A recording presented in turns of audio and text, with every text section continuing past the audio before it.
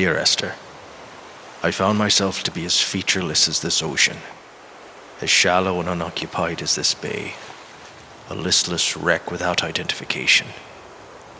My rocks are these bones, and a careful fence to keep the precipice at bay. Shot through me caves, my forehead a mount, this area will transit into me so. All over exposed, the nervous system, where Donnelly's boots and yours and mine still trample. I will carry a torch for you. I will leave it at the foot of my headstone. You will need it for the tunnels that carry me under.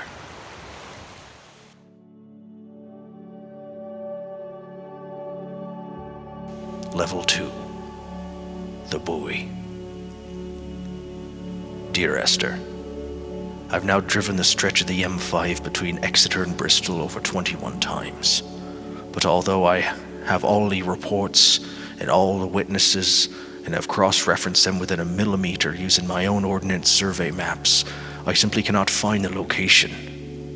You think there'd be marks to serve as some evidence. It's somewhere between the turn-off for Sanford and the welcome break services. But although I can always see it in my rearview mirror, I have as yet been unable to pull ashore. Dear Esther, this will be my last letter. Do they pile up even now on the doormat of our empty house? Why do I still post them home to you? Perhaps I can imagine myself picking them up on the return I will not make, to find you waiting with daytime television and all its comforts. They must form a pile 4 feet high by now. My own little ziggurat, a megalith of foolscap in Manila. They'll fossilize over the centuries to follow, an uneasy time capsule from a lost island. Postmarked Oban. It must have been sent during the final ascent. Dear Esther, whilst they catalogued the damage, I found myself afraid you'd suddenly sit up, stretch, and fail to recognize me. I orbited you like a sullen comet, our history trailing behind me in the solar wind from the fluorescent tubes. Your hair had not been brushed yet, your makeup not reapplied. You were all the world like a beach to me, laid out for investigation. Your geography telling one story, but hinting at the geology hidden behind the cuts and bruises. I found the ship's manifest, crumpled and waterlogged, under a stash of paint cans. It tells me that along with this present cargo, there was a large quantity of antacid yogurt bound for the European market. It must have washed out to sea. God knows there's no longer gulls or goats here to eat it. There must be a hole in the bottom of the boat. How else could new hermits have survived? It's only at night that this place makes any sluggish efforts at life. You can see the buoy and the aerial. I've been taken to sleeping during the day in an attempt to resurrect myself. I can feel the last days drawn upon me. There's little point now in continuation. There must be something new to find here, some nook or some cranny that offers a perspective worth clinging to. I've burnt my bridges. I've sunk my boats and watched them go to water. At night, the buoys kept me lucid. I sat when I was at the very edge of despair, when I thought I would never unlock the secret of the island. I sat at the edge and watched the idiot buoy blink through the night. He's mute, and he's retarded, and he has no thought in his mental head but to blink each wave and each minute aside until the morning comes and renders him blind as well as deaf-mute. In many ways, we have much in common. I've begun to wonder if Donnelly's voyage here was as prosaic as I had presented. How disappointed to not have found the bones of the holy man. No wonder he hated the inhabitants so.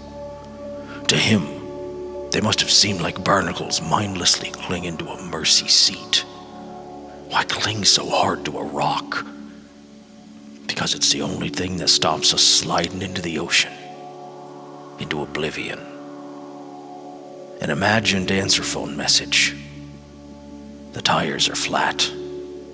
The wheels spin loosely, and the brake fluid is wrung like ink over this map, staining the landmarks and rendering the coastline mute, compromised. When you saw galaxies, I saw only bruises, cut into the cliff by my lack of sobriety.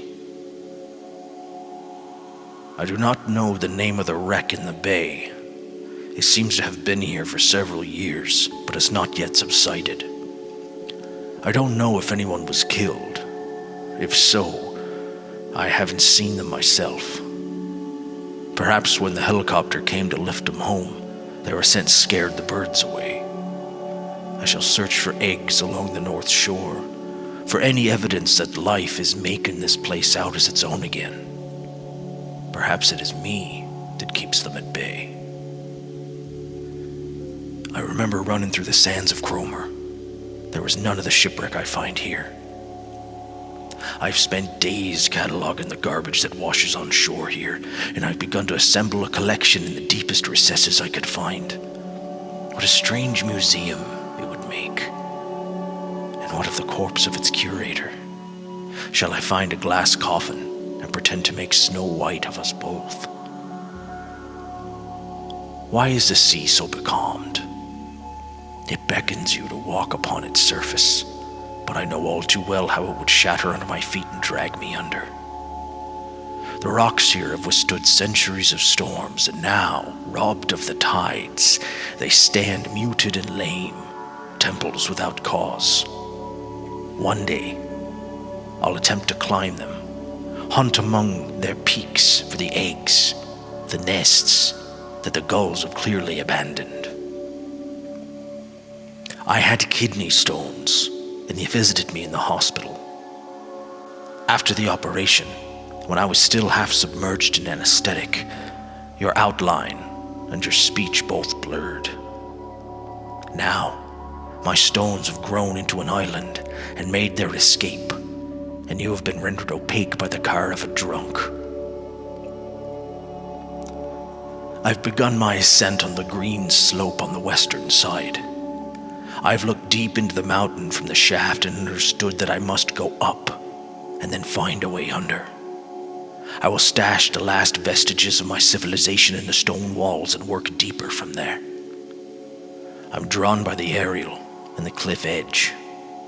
There is some form of rebirth waiting for me there. I've begun my ascent on the windless slope on the western side. The setting sun was an inflamed eye squinting shut against the light shone in by the doctors. My neck is aching, though constantly craning my head back up to track the light of the aerial. I must look downward, follow the path, under the island, to a new beginning. I've begun to climb, away from the sea and towards the center.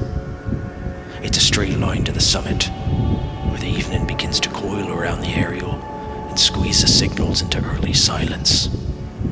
The bothy squats against the mount to avoid the gaze of the aerial. I too will creep under the island like an animal and approach it from the northern shore. When I first looked into the shaft, I swear I felt the stones in my stomach shift in recognition. What charnel house lies at the foot of this abyss? How many dead shepherds could fill this hole? Is this what Paul saw through his windscreen? Not Lot's wife looking over her shoulder, but a scar in the hillside, fading away to black, forever. When they graze their animals here, Donnelly writes, it is always raining. There's no evidence that rain has been here recently. The foliage was all static, like a radio signal returning from another star. In the hold of the wrecked trawler, I found what must amount to several tons of gloss paint. Perhaps they were importing it. Instead, I will put it to use and decorate this island in the icons and symbols of our disaster, from her in the rain. A school trip. We took shelter en masse in a bus stop, herding in like cattle. The teachers dull shepherds. The sand in my pocket becoming damper by the second. The Buoy was constructed originally in early 1700. By then, shepherding had formalized into a career. The first habitual shepherd was a man named Jacobson, from a lineage of migratory Scandinavians. He was not considered a man of breeding by the mainlanders. He came here every summer while building the bothy, hoping eventually that becoming a man of property would secure him a wife and a lineage. Donnelly records that it did not work. He caught some disease from his malcontented goats and died 2 years after completing it. There was no one to carve white lines into the cliff for him either. Inventory. A trestle table we spread wallpaper on in our first home. A folding chair. I laughed at you for bringing camping in the lakes. I was uncomfortable later and you laughed then. This diary. The bed with broken springs. Once asleep, you have to remember not to dream. A change of clothes. Donnelly's book, stolen from Edinburgh Library on the way here. I'll burn them all on the last morning and make an aerial of my own. When the oil lamps ran out, I didn't pick up a torch, but used the moonlight to read by. When I pulled the last shreds of sense from it, I will throw Donnelly's book from the cliffs, perhaps myself with it.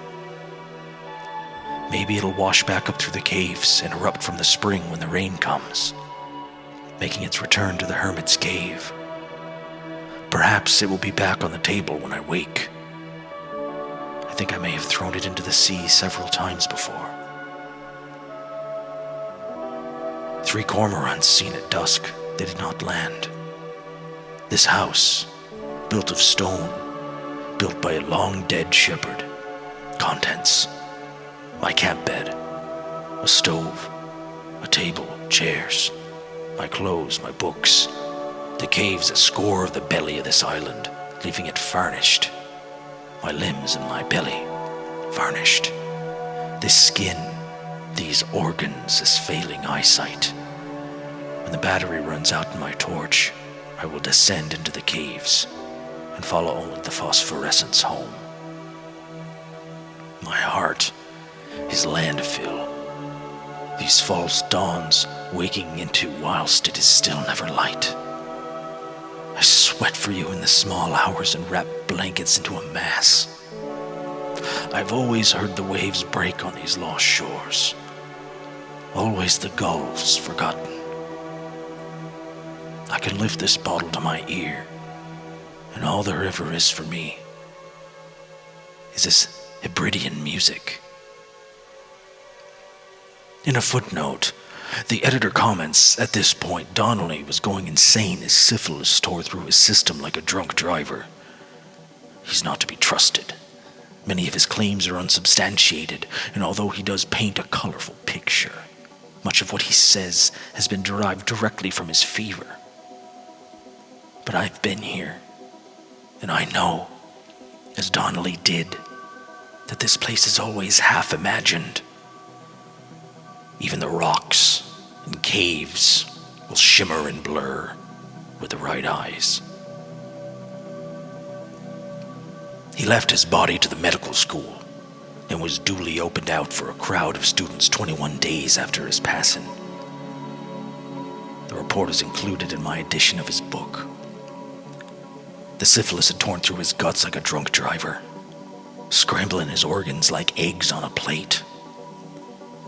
But enough definition remained for a cursory examination, and I suspect they found clear evidence of kidney stones. He's likely to have spent last years of his life in considerable pain. Perhaps this is the root of his laudanum habit, although its use makes him an unreliable witness. I find myself increasingly drawn into his orbit. What to make of Donnelly, the laudanum, and the syphilis? It is clear not how he began. I've been unable to discover if the former was a result of his visiting the island or the force that drove him here. For the syphilis, a drunk driver smashed his insides into a pulp and he stumbled these paths. I can only offer my empathy. We are all victims of our age. My disease is the internal combustion engine and the cheap fermentation of yeast. Jacobson's ribcage, they told Donnelly, was deformed, the result of some birth defect or perhaps traumatic injury as a child. Brittle and overblown it was, and desperately light. Perhaps it was this that finally did for him, unable to contain the shattering of his heart. In half-light, his skeleton, a discarded prop, a false and calcified seabird. They found Jacobson in early spring. The thaw had only just come, even though he'd been dead nearly 7 months. His body, his fingernails were raw and bitten to the quick. They found the phosphorescent moss that grows in the caves deep under the nails. Whatever he'd been doing under the island when his strength began to fail is lost.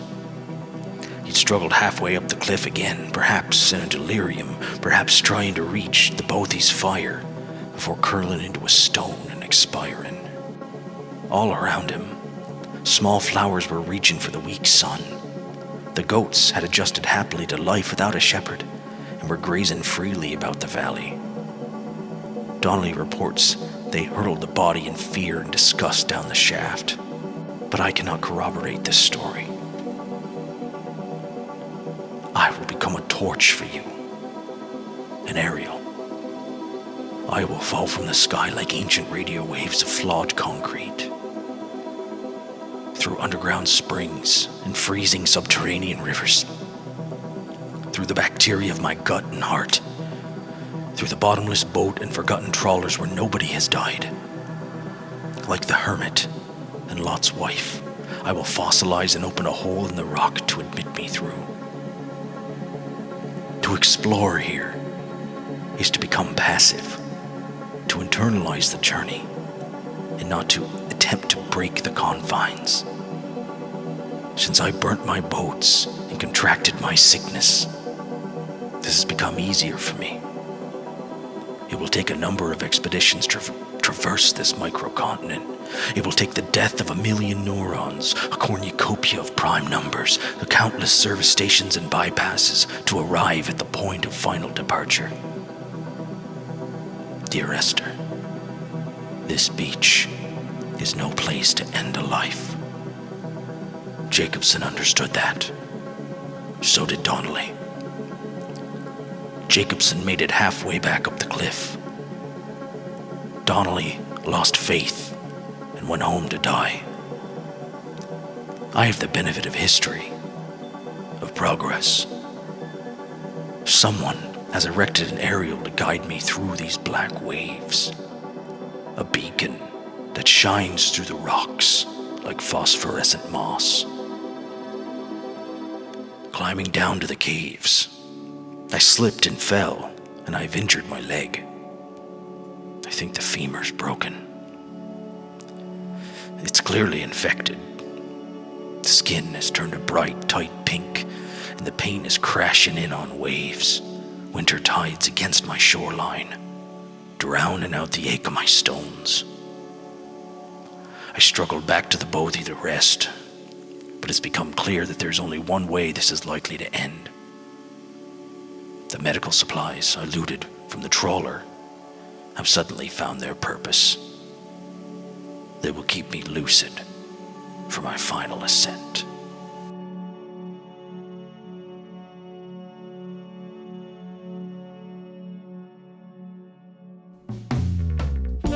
Locked in a Vacancy is produced in collaboration with Stories Telling Stories and STS Media Group, socially isolating itself at Milt House Studios in Milton, Vermont, casting around the globe to your frontal lobe wherever podcasts are found.